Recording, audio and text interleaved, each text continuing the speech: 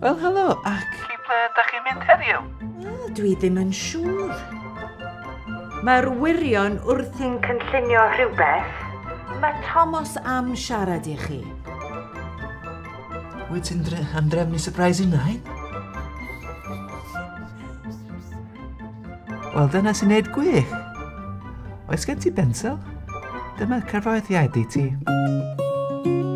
Yn ogystal â bod wrth law mewn argyfwng, gallwn eich helpu hefyd i gynllunio pob math o deithiau eraill, o drip siopa munud ola i surprise penblwydd i rywun arbennig. Rydym ben draw'r ffôn.